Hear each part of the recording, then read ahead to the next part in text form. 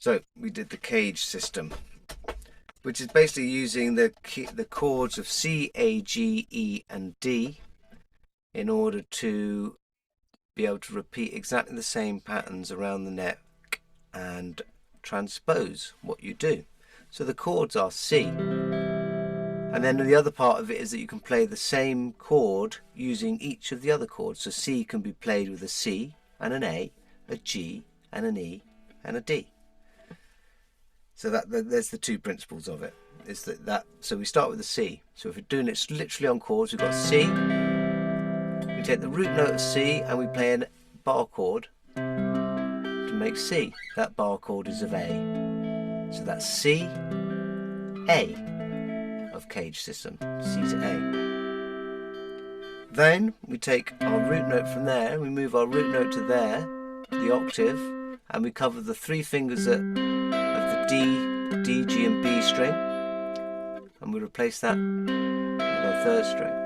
We add the third on the bottom, we add our little finger there, our little finger goes at the top, and we do it there. And that gives us a G chord, played as, or a C chord, by using it in a move away. So there's our C, E, G, C, E, C.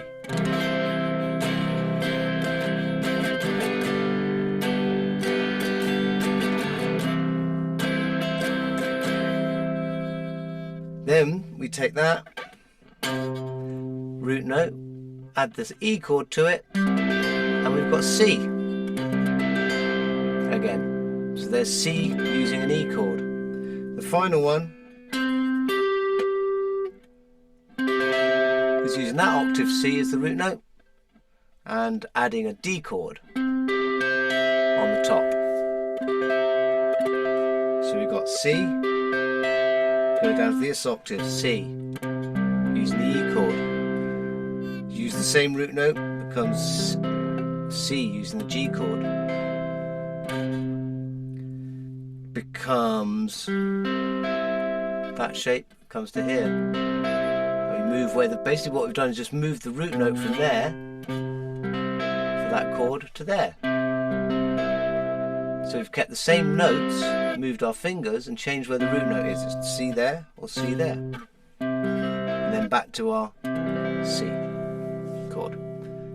So we can start the same with the A. A. We can play A with our A chord like that. The next is G, so we then play it with the G chord. There's A. Same finger transposition. Now there's A. As a G. Take that root note A with the E chord. Just our good old rock and roll. So there's our A using the E chord. C, A, G. And then D. Like that. There's our A note. So we've got our octave, bottom A on the 7th fret. A up there and a D shape. Then we take that D shape and we put the C shape on top of it, and then that gives us our A using the C shape. So we've got C, but playing A,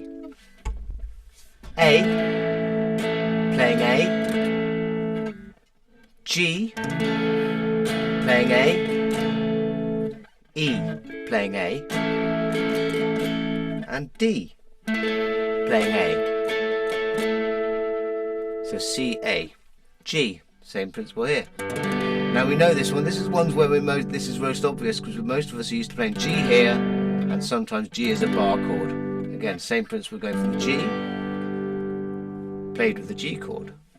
G, played with an E chord. G, played with a D chord, which is actually really a C chord. So in a way, some ways you don't need the D, but it allows that shape, which is quite cool, you know. So you get that bar chord, again you get that 5 chord there with root note, 5, root note.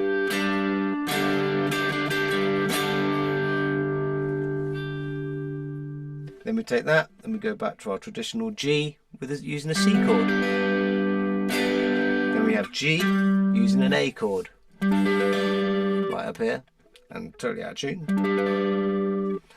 And from that, we get back to G, an octave higher, using G as a bar chord. E. E goes to E like that. Then we have E like that, using the D chord, going from D up one tone to E. So there's our E chord using the D chord. Then we take E chord using the C chord. Then we take E chord using the A chord. And then we take the E chord, we play E using the G chord. Like that. And then we're back to E an octave higher. As we've said, D is a version of C, so you've got D.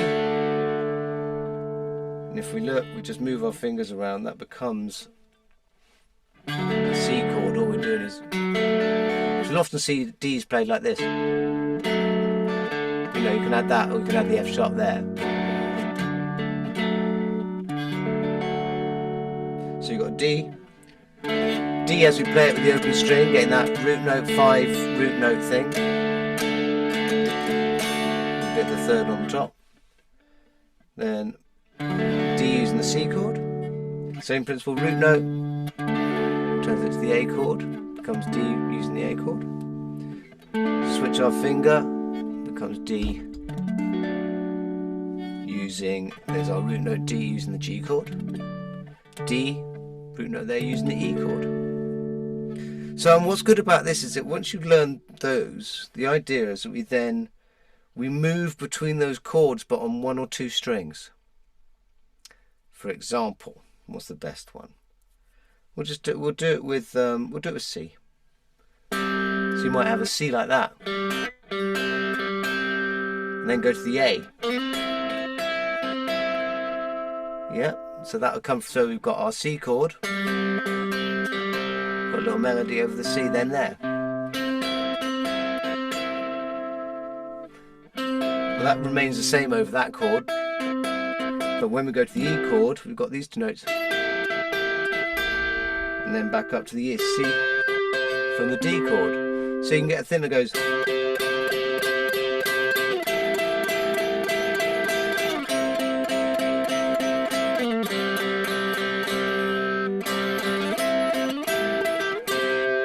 So that's your C chord. Wow.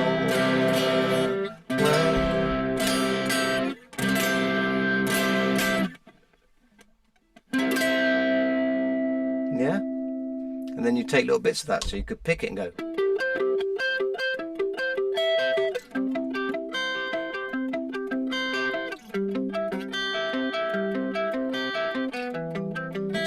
Take the shapes from the top four. So we go into a bit more into detail. So that's the idea again of how we use the cage shape, so we can just move between positions. So it'll be about, so you might be here doing this.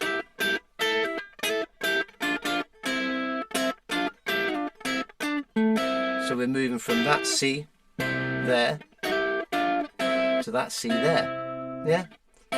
So when you want to go extend beyond that, you go, okay, I've moved from this position, C here. I'm now moved up to here, which means I can play my stuff in C from here. And then I want open strings, so I'll go down to this bit. Or I want that up here. But I've just used the shape from there. Okay? So it all makes sense? Good. Thank you. Excellent.